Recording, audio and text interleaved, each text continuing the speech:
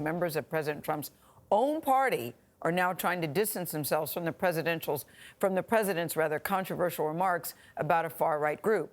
In Tuesday night's chaotic debate, we all remember that, the president created an outcry by not condemning groups like the Proud Boys, which has engaged in violent acts and whose supporters have often backed white supremacist ideas.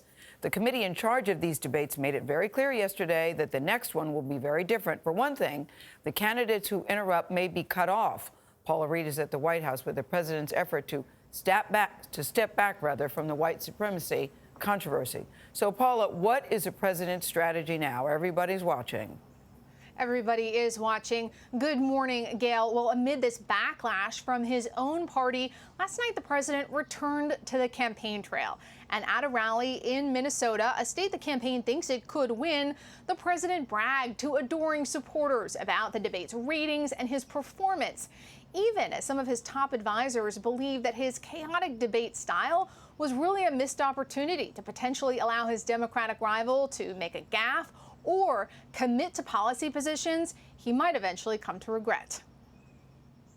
I held Joe Biden accountable for his 47 years of lies, 47 years of betrayal, and 47 years of failure. President Trump continued to slam his Democratic rival, former Vice President Joe Biden, as he campaigned in Minnesota Wednesday night. You know, Biden lost badly when his supporters are saying he should cancel the rest of the debates. But as he left the White House earlier in the day, the president tried to clean up his much criticized comment on white supremacy and the group Proud Boys during the first presidential debate. They're going to stand down. They have to stand down. Everybody.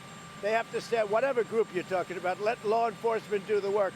It was a step further than he had gone on Tuesday when asked to denounce white supremacist groups. White supremacists and white supremacists and right Proud Boys. Stand back and stand by. Many Republican lawmakers felt stand back and stand by was inadequate. Should the president have more forcefully denounced white supremacists? Yes. He should have been very clear. The president claimed he didn't know the group. I don't know who the Proud Boys are. But the Proud Boys embraced his comments as a call to arms. I've always denounced any form of any of that you have to denounce. President Trump has repeatedly refused to denounce far-right extremism, which the FBI says is one of the most serious threats facing the nation.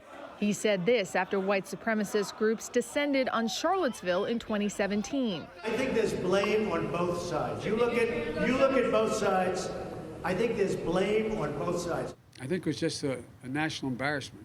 On a train tour across Ohio and Pennsylvania, Democratic candidate Joe Biden seized on the comments. I'll just tell them to stand down, but stand by. Go online. The Proud Boys now have a logo saying, stand down, but stand by. We need to remember who in God's name we are. This is the United States of America. The Proud Boys put out a statement last night saying they condemn all forms of isms, whether it's racism, fascism, communism, or socialism. Now, following that contentious and chaotic debate, the commission that runs these debates, they say they're going to make some changes to the format. At the top of their list is going to be the ability to control the candidates' mics so they can't interrupt each other or the moderators. Tony? Paula, I'll take it. Thank you.